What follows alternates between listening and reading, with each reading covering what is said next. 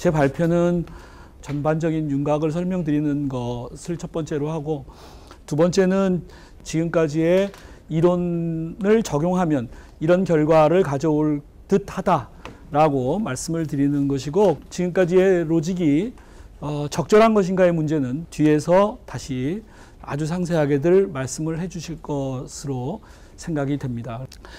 자율주행차, 자동차라고 되어 있지는 않고 차라고 되어 있는데, 차, 기차, 뭐 다양한 중기, 다양한 것들이 굴러다니는 것들이 있습니다. 뭐 이러한 것들을 다 포괄해서 그냥 우리가 자동차다라고 두고 있고, 건설기계나 농업기계, 그다음에 궤도 차량, 이러한 것들은 우리 지금까지의 자동차의 범주에 집어넣고 있지는 않습니다. 그래서 농기계라든가 중기라든가 하는 것들은 또 별도의 규정으로 다루게 되어 있는데, 그게 지금 현재 자율주행하는 거하고는 좀 거리가 있을 것 같고, 따라서 그냥 일반적으로는 우리가 흔히 생각하는 자동차, 4바퀴 달려있는 자동차, 이 정도로 그냥 생각하시면 될 것 같습니다. 법규도 그렇게 개념을 정하고 있습니다. 현재 우리가 다루는 자동차라고 하는 개념은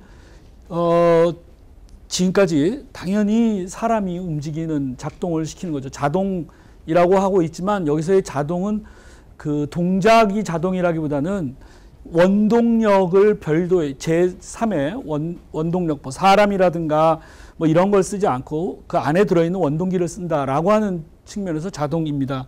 그래서 우리가 이제 자율주행차를 어떻게 개념 정의할 것인가 하는 점에서 인간의 직접적인 개입이 결여되어 있는 것, 지금까지는 인간의 작동을 통해서 이제 운행을 해왔는데, 그 운행에서 인간의 개입은 더 이상 하지 않는 것으로. 두 번째, 원동기가 작동하는 건 뭐 똑같은 상황일 겁니다. 지금 차나 뭐 다른 것 마찬가지고. 그 다음 세 번째가 해상이나 항공의 드론 같은 건 이제 제외되고, 육상에서의 공도 주행, 우리가 말하는 공적인 공공의 도로를 주행하는 것들이 이제 해당되겠습니다. 우리 학교, 연세대학교 안에도 자율주행차가 이렇게 실험적으로 다니는 것들이 한두 대 있더라고요. 다녀보니까. 뭐 그런 거는 현재 도로가 아니라 그냥 구내에서 움직이는 거기 때문에 지금 우리가 다루고자 하는 내용하고 조금 거리가 멉니다. 그게 이제 공도로 나오면 자율주행차가 법적으로는 되겠습니다. 자율주행이라고 하는 것은 결과적으로 인공지능이라고 하는 것, 그 다음에 이제 운전 조작이라고 하는, 여기서의 조작은 사람의 조작이 아니라 기계적으로, 예를 들면 뭐 그 공기에 들어오는 양을 조절하라라고 하는 것을 통해서 공기의 스로틀 밸브의 공기의 양을 조절한다든가 하는 그러한 작동을 말하겠습니다. 그래서 운전 기능에서 지금까지는 이제 인간이 하고 있던 것들을 인공지능 형태로 우리가 완전히 대체하는 것이다, 이렇게 볼 수 있을 거고, 결과적으로 인공지능이라고 하는 것이 들여다보면 결과적으로 알고리즘의 구성체로 되어 있을 거겠죠. 그렇죠? 그렇기 때문에 결과적으로는 우리가 알고리즘이 운전 조작을 하는 것, 이렇게 정리를 할 수가 있을 것 같습니다. 알파고의 경우에는 돌을 놓는 건 사람이 놓죠. 그렇죠? 그냥 결과만 어디에 두라라고 하는 명령만 하는데, 자율주행차의 경우에는 그렇게 명령만 해서 사람한테 전달하는 게 아니라 정말로 걔가 이제 두는 거죠. 그죠? 놓는 것까지 다 하는 점에서 차이가 있지 않겠냐라는 겁니다. 전통적인 자동차를 놓고 보면 우리가 상황 인지를 하죠. 앞에 사람이 나타났다라고 인지를 하고 판단을 합니다. 지금 이 속도면 그냥 가도 사람과 충돌하지 않겠다라고 하면 그냥 지금처럼 가는 거고, 아니다, 이거 부딪힐 것 같다라고 판단이 서면 결정을 하죠. 악셀레이터를 밟아라라고 하게 되면 이제 살인이 되는 거고, 그게 아니라 이제 당연히 브레이크를 밟아라라고 머릿속에서 결정을 하겠죠. 밟자, 브레이크를 밟자. 그리고 브레이크를 밟아라라고 내부적으로 명령을 하고, 그 발이, 사람의 발이 악셀레이터를 누르는 형태로 이제 조작을 하게 되겠습니다. 그렇죠? 그런데 자율주행 자동차, 뭐 저도 자율주행 자동차를 완전한 형태의 건 아직 제가 보지는 못했고, 제가 타고 다니던 차 중에 하나가 초기적인 자율주행, 그러니까 정속 주행 장치, 차선까지는 못 가고 정속 주행 장치를 이제 어댑티브하게 해서 차가 뭐 60마일 그러면 60마일에 세팅을 해놓으면 60마일로 가는데 앞에 차가 갑자기 붙거나 들어오면 자동으로 부딪히지 않도록 속도를 조절했다가 또 그 차가 멀어지면 60마일로 달려주고 요 정도까지 하는 걸 제가 타봤는데 센싱을 하겠죠. 그죠? 지금 앞에 어느 정도 거리에 차가 나타났다. 장애물이 나타났다. 그러니까 계산을 해서 이대로 쭉 가도 별 문제 없을 것 같다. 그럼 가는 거고 아니다. 이거 줄여야 되겠다. 라고 계산을 해서 줄여야 되겠다. 라고 하면 결정을 하고 줄이자. 어디까지 줄일 거냐? 40마일까지 줄이자. 라고 결정을 하고 자 이제 가서 직접 뭐 브레이크에 작동을 해라. 라고 명령을 하면 기계적으로 알아서 브레이크 작동을 하겠습니다. 그러면 이제 차가 서서히 가죠. 그러다가 또 거리가 멀어지면 다시 60마일 세팅해 놓은 대로 쭉 앞으로 진행하는 것까지는 흔히 합니다. 이런 경우가 복잡하든 아주 단순하든 원론적으로 보면 센싱하고 계산하고 결정하고 명령하고 작동하고 이 모든 과정이 결과적으로 사람은 전혀 개입하지 않고 진행하게 되면 이제 완전한 자율주행의 특성을 하겠죠. 물론 옆차선으로 변경하는 것도 마찬가지고 뭐 다 뭐 기본적인 골격은 이렇게 우리가 볼 수 있을 것 같습니다. 자율주행 자동차가 완벽하게 되어 있다고는 하지만 계속 사고도 난 바 있고 지금 제가 말씀드린 그냥 초기적인 보조장치 차의 사고도 상당히 뭐 있었다라는 보도는 다 아실 것 같습니다. 그래서 자율주행 자동차에 문제가 생겨서 사고가 나게 되면 크게 우리가 네 가지 관점에서 볼 수 있습니다. 그 중에 이제 제가 오늘 주로 설명드릴 사항은 이 제조물 책임에 관한 것들입니다. 이건 이제 제조업자가 지는 책임이고 운전자는 이 제조물 책임과 관계없이 자율주행차일지라도 일반 불법행위 750조의 과실 불법행위 책임을 면하지는 못합니다. 제조물과 매우 유사한 공작물 책임이 있는데 공작물 책임은 그리 논의가 되고 있지는 않는 것 같습니다. 공작물과 제조물이 상당히 많은 부분에서 결합되어 있고 중복되어 있고 특히 제조물 책임의 경우에는 공작물 책임보다 좀 더 포괄적으로 되어 있어서 주로 제조물 책임이 우선적으로 논의가 되고 있다라고 할 수 있습니다. 그렇다고 해서 공작물 책임을 언급을 할 필요가 전혀 없다. 이건 아닙니다. 주로 여기에 논의가 모이고 있다라는 점을 먼저 말씀을 드리고 그 다음 자동차 운행자 책임은 운전자와는 또 다른 책임입니다. 어떻게 보면 자동차 소유자 책임이라고 할 수 있죠. 제 차를 저희 딸한테 운전하도록 제 차를 빌려줬는데 저희 딸이 사고를 내면 저희 딸은 운전자로 책임을 지는 거고 저는 자동차 보유자의 운행자로서 자동차 사고에 대한 책임을 지도록 되어 있기 때문에 이건 또 별개의 문제입니다.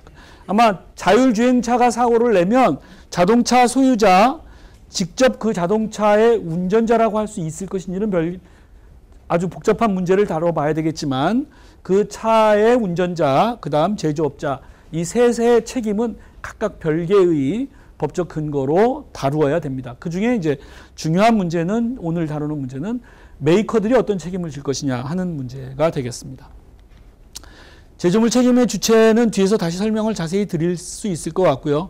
제조물 책임을 지우기 위해서는 크게 두 가지가 필요합니다. 첫째는 제조물이어야 되고 결함이 있어야 되고 인과관계가 있어야 됩니다. 자동차가 제조물인가에 대해서는 뭐 언급할 여지가 없이 이미 자동차가 제조물이라고 하는 점에서 책임을 진 사례는 수없이 많기 때문에 자동차가 제조물인가는 그렇게 크게 논의할 필요는 없을 것 같습니다. 다만 이제 자동차 안에 들어있는 알고리즘에 대해서 어떻게 책임을 지울 것이냐 하는 소프트웨어의 책임 문제는 이제 뒤에서 다시 상세히 말씀을 드리겠습니다. 제가 아니라 다른 발표자 분께서 아주 상세히 말씀을 드리겠습니다.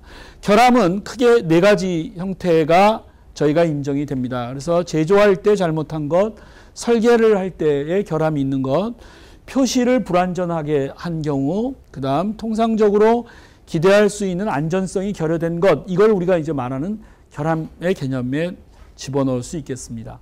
인과관계는 매우 어려운 문제인데 제조물이 정상적으로 사용되는 상태에서 제조자의 배타적 지배 영역에서 사고가 발생하고 그러한 사고는 어떤 사람의 과실 없이는 통상 발생하지 않는다. 이 세 가지 요건을 갖춰야만 우리가 인과관계가 있다. 이렇게 이야기를 하게 되겠습니다.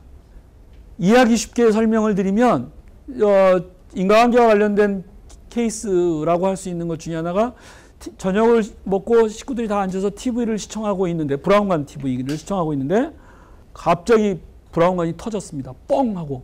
그래서 뭐 유리 같은 게 튀고 그래서 사람들이 일부 다쳤습니다. 자, 인과관계, 메이커의 결함과 사람의 다친 것이 서로 인과관계가 있겠느냐. 두 번째 케이스를 설명드리면, 상온에, 지금은 좀 덥긴 합니다만 그냥 일반적인 상온, 지금도 상온이죠. 뭐 33도, 34도, 이것도 뭐 늘상은 아니지만 통상 있는, 여름엔 있는 날씨입니다. 이렇게 더운 날씨에 여름에 가게 앞에 그냥 차곡차곡 쌓아둔 콜라병이 터졌습니다. 뻥. 그래서 다쳤어요. 자, 콜라 메이커가 그 사람들의 부상, 그리고 그것이 터지는 것에 인과관계가 있는가? 두 번째 제가 여러분들에게 이제 드린 예고. 세 번째가 여러분들이 잘 아시는 급발진 사고입니다. 자동차 급발진 사고. 굉장히 종종 급발진을 주장하는 경우들이 많은데 지금까지 제조물 책임을 지운 판례는 없습니다. 못 지우고 있어요. 그 이유 중에 하나는 제조자의 배타적 지배 영역에서 사고가 발생했다라고 단언할 수 없다는 거예요. 왜? 차가 굴러갈 것이냐 설 것이냐는 악셀레이터를 밟을 것이냐 브레이크를 밟을 것이냐에 달려 있는데 그걸 누가 밟냐면 운전자가 밟는다는 거예요. 메이커가 밟는 게 아니라. 그러니까 나는 브레이크를 밟았다라고 주장하더라도 그 차가 갑자기 튀어나가는 것은 그 바로 옆에 있는 악셀레이터를 밟을 수도 있다라는 점에서 차가 확 굴러나간 것이 전적으로 제조자의 배타적 지배 영역은 아니다. 이렇게 우리가 판단을 한다는 거예요. 그렇다면 반대로 먼저 설명드렸던 두 케이스, TV 케이스와 콜라 케이스의 경우엔 제조자가 만든 상태 그대로 있는 상태에서 터졌습니다. 그렇죠? 콜라병을 데우거나 불에 집어넣거나 그런 것도 아니고 TV 뒤에 젓가락으로 쑤시거나 그런 것도 아니고 그냥 가만히 있는 상태 그대로 터졌다는 거예요. 즉 그러한 폭발이 일어나는 것은 전적으로 누구 영역에서, 제조자가 만든 영역에서 벌어진 일이다라는 거예요. 만약 그걸 불을 뗐다든가 아니면 찔렀다든가 하는 그러한 외적인 작동이 있었다면 배타적 지배 영역은 아니라 누군가의 개입이 있었다는 거죠. 그러나 자동차의 경우에는 운전자, 메이커가, 현대자동차, 도요타자동차가 운행을 시키는 게 아니라 사람이 운전자가 앉아서 굴리고 세우기 때문에 굴르고 서는 문제는 제조자의 배타적 지배 영역이 아니라 어떻게 보면 운전자의 지배 영역에서 발생한 것이다. 결과적으로 따라서 제조물 책임을 지울 수 있는 인과관계를 인정하기는 매우 어렵다. 이게 지금까지의 급발진 사고. 저희가 지금 생각하는 제조물 그러니까 자율주행 자동차에 적용해 볼 수 있는 그런 경우죠.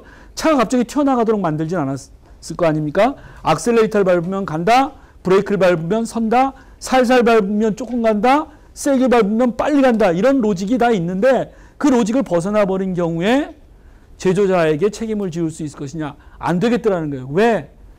갈 것이냐 설 것이냐는 제조자가 지배하는 게 아니라 운전자가 지배하는 영역이기 때문에 그걸 가지고 제조자의 지배 영역에서 결함이 발생하고 손해가 발생한 것이다 라고 단언할 수 없다 라고 하는 것이 지금까지의 가장 큰 문제였습니다.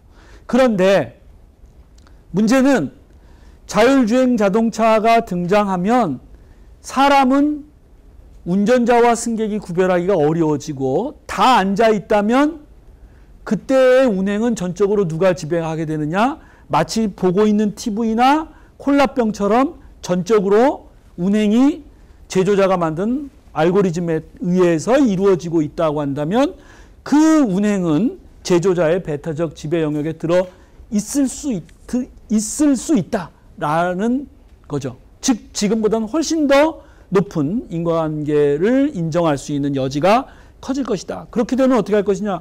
제조자가 엄청난 책임에 직면할 수 있겠죠. 만약 로직이 잘못되면 가다 들이받았다. 나는 뭐 했나. 원래 이 차는 운전할 수 있는, 작동할 수 있는 장치 자체가 없다. 그냥 1열 소파, 2열 소파로 되어 있는 차다.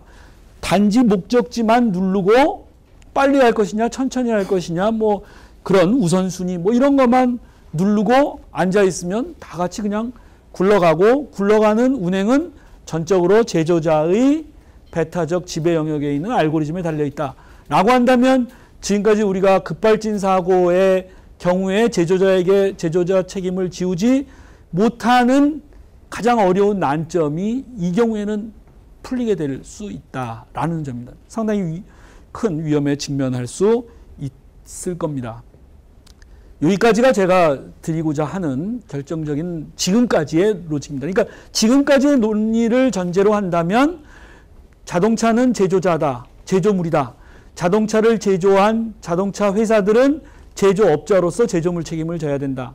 그 다음 제조물 책임을 지우기 위해서는 뭐 결함과 인과관계가 있어야 되는데, 지금까지는 인과관계 중에 배타적 지배 영역, 운행이 배타적 지배 영역, 제조자의 배타적 지배 영역에 있다라고 단언할 수 없기 때문에 제조물 책임을 지우는데 상당한 어려움이 있었다. 즉 우리 예상과 다른 자동차의 움직임에 대해서. 그러나 전적으로 알고리즘에 의해서 배타적 지배 영역, 제조자의 배타적 지배 영역에서 자율주행차가 운행이 이루어지게 되면 이 어려운 난점이 해결되고 제조자는 제조물 책임을 질 가능성이 매우 높다. 여기까지가 지금 현재까지의 로직을 적용한 결과가 아니겠는가라고 개인적으로 생각합니다. 물론 이견도 당연히 있을 수 있습니다. 끝으로 제가 이 발표를 준비하면서 다시 한번 생각해 본 결과 중에 하나가, 의문 중에 하나가 뭐였냐면, 제가 그 아까 말씀드렸던 원시적,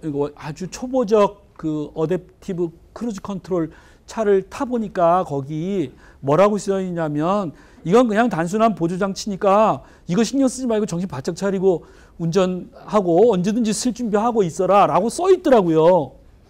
자, 자율주행 자동차가 굉장히 높은 수준에 올라서 이제 진짜 소파만 딱 있습니다. 앞에 단추 하나 딱 붙어 있어요.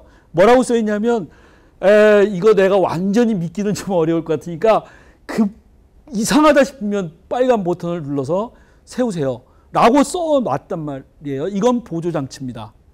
혹은 지금처럼 운행장치를 다 붙여놓는 거예요. 일단 세팅을 해놓고 굴려는 보되 여차직하면 네가 해라 라고 표시를 해 두었다면 제조회사는 제조물 책임으로부터 면책될 수 있겠는가. 즉 이건 완전한 자율 아니고 너를 도와주는 정도이기 때문에 정신 바짝 차려라 라고 써놓는 워닝이 이 책임을 면할 수 있는 법적 근거가 될 수 있을 것이냐 없을 것이냐는 저 잘 모르겠습니다.